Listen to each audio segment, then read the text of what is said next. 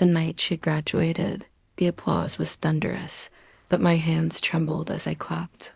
I wasn't shaking from pride, I was shaking because somewhere deep inside, I felt it ending, even before she turned to me with that distant smile that didn't quite reach her eyes.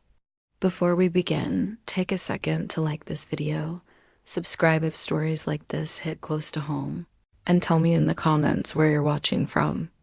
Now let me tell you how love, sacrifice, and betrayal collided in a way I never saw coming. My name is Erin. For 8 years, I worked as a warehouse supervisor in Illinois. Long shifts. Weekend overtime, missed birthdays. Not because I loved the job, but because I loved my wife, Emily. When we married, she had a dream, college. She wanted a degree, a future she could be proud of. I had already dropped out years ago to help my family, so when she looked at me with those hopeful eyes and said, "I want more for us," I believed her. We agreed I'd work full-time while she studied. One income, one dream. I told myself it was temporary. I told myself this was what partnership looked like. The first year was manageable. Tight budget, used furniture, cheap dinners.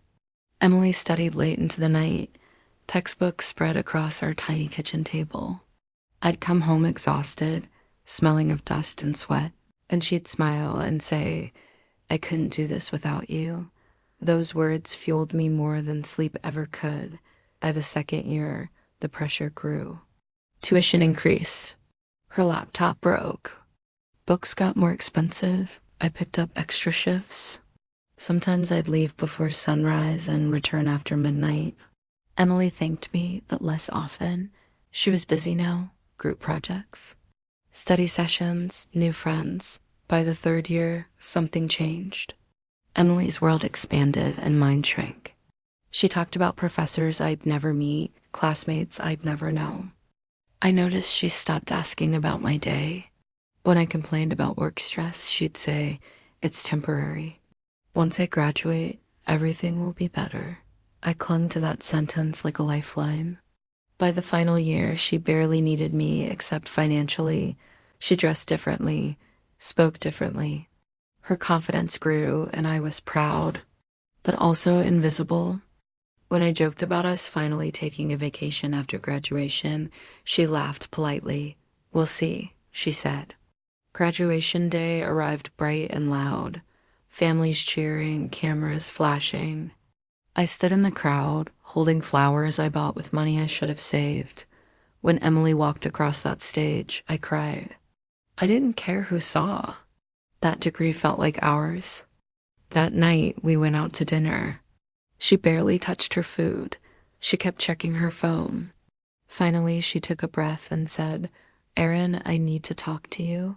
I smiled, expecting gratitude. Instead, she said words that sliced through me slowly. "I feel like I've outgrown this marriage." I laughed at first, thinking it was a joke. She didn't laugh back. She told me college changed her, that she wanted more, that she didn't feel aligned with my lifestyle anymore. She said she needed space, independence, time to find herself. I asked her the question that still echoes in my head. What about us? She looked away. I don't want to be held back by the man who worked himself into the ground so she could rise. She moved out 2 weeks later, took her diploma, her clothes, and the future I thought we were building. I stayed in that apartment alone, surrounded by memories I could no longer afford, emotionally or financially. The months after were brutal. I stopped working overtime, not because I didn't need the money, but because I didn't see the point anymore. Some nights, I'd sit in my car after work, staring at nothing, wondering how love could feel so conditional. I blamed myself. Maybe I wasn't ambitious enough. Maybe I should have gone back to school too. Maybe I was only valuable when I was paying. Then one night, scrolling aimlessly, I saw a picture Emily posted. New job, new city, new people. Caption, new chapter. I waited for the pain to hit, but instead, something else did. Clarity. I realized I had mistaken sacrifice for security. I thought loving someone meant putting yourself last indefinitely. I thought support guaranteed loyalty. I was wrong. I started rebuilding, not dramatically, but intentionally. I enrolled in night classes, not to chase her, but to chase myself. I saved slowly. I moved into a smaller place. I learned how to cook meals that didn't come from a microwave. 2 years later, I ran into Emily by chance at a grocery store. She looked surprised, older, tired. We talked briefly. She mentioned her job wasn't what she expected, that life was harder than she thought. She asked if I was happy.